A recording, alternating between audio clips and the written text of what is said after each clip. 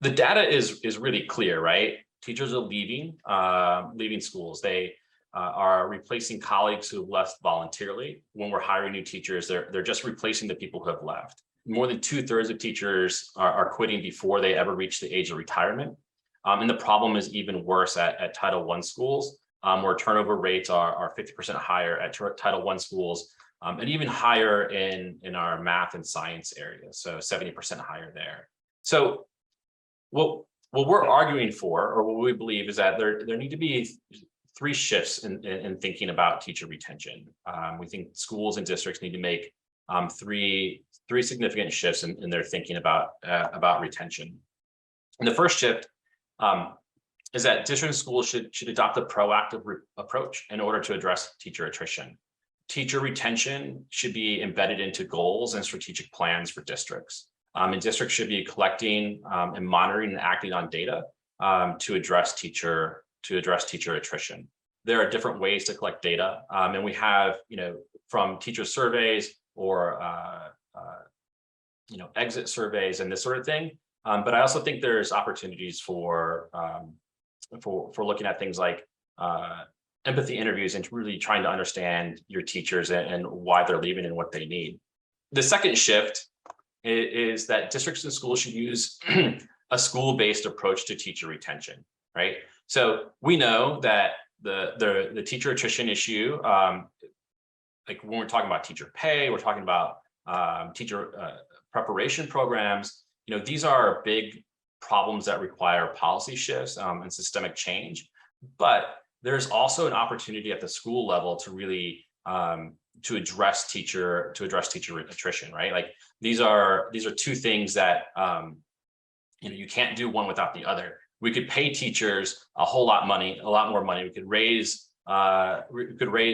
salaries by 25% tomorrow, and districts would still struggle to retain teachers if they're not really thinking about this at a school level. And so, we argue that districts should embed teacher retention goals into performance evaluations for school leadership. We argue that teacher retention is something that principals should be coached on, and they should be coaching for, right? It's something that should be part of their conversation ongoing. And we argue that resources should be allocated to schools specifically for teacher retention efforts. The third shift is that districts and schools should adopt a systems-based approach to teacher retention. And Justin's going to talk more about this in a little bit, but teacher retention is really a daily habit, and it's something to be planned for. It's not something that should be reactionary. It's something that should be part of everyday work. And we think that initiatives and plans should be monitored for fidelity, effectiveness, and impact. And so there should be a plan for it. There should be a system for teacher retention, and then this should be measured for fidelity. Like, is it happening? How effective is it? And is it having the impact that we want it to have?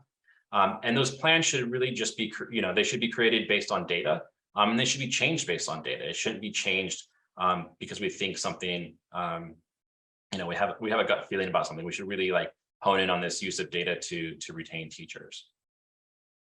So thinking about those three shifts, we've taken an approach here, and it's really a school-based approach using what we call the key three of teacher retention.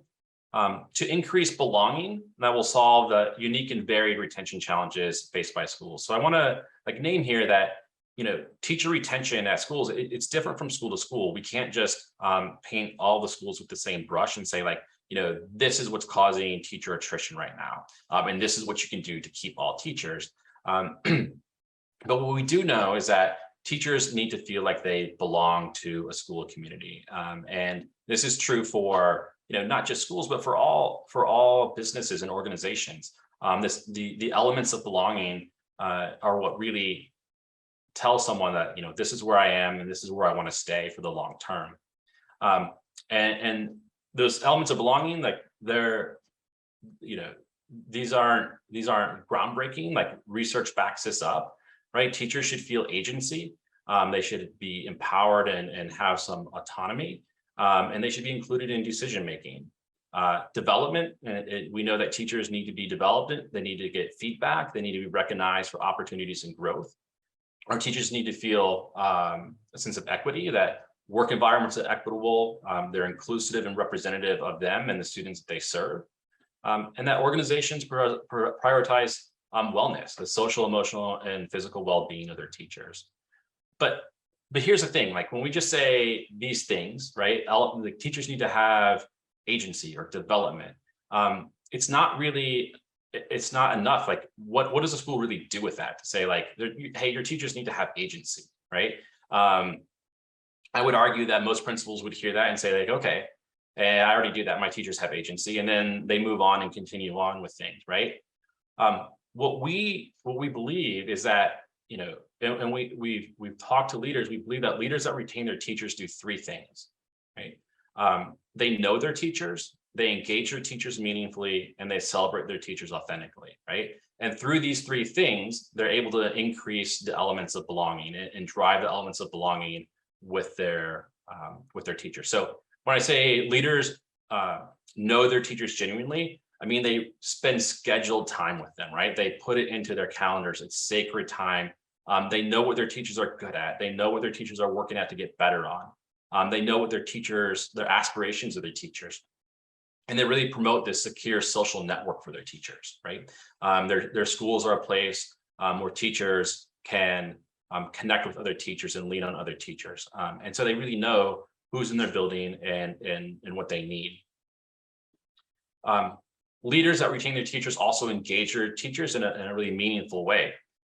They empower their teachers to be decision makers, right? They've developed their teachers, and so they trust their professional decisions. They give their teachers feedback, and they connect their teachers with each other. And they ask their teachers for feedback, and they take that feedback and they do things with it. And I think this last point here is really important, that teachers are brought into the decision-making process, and like there is transparency about how decisions, how and why decisions are made. And then finally, we know that leaders that retain their teachers also celebrate their teachers in an authentic way, right? They're not just waiting for the Teacher Appreciation Week in May. They're thinking about this ongoing. They express gratitude for their teachers, both for the small wins and the big wins. They praise their teachers, both privately and publicly. They know what their teachers respond to when they're talking about praise and gratitude. And like I said, they're really authentic in how they show gratitude, and they have systems for making sure that this happens. Again, like these three things are really about, I'm going to flip back a slide here, about driving these elements of belonging and making teachers and helping teachers feel like they're connected to a school, that they belong at a school, and being really systematic about that.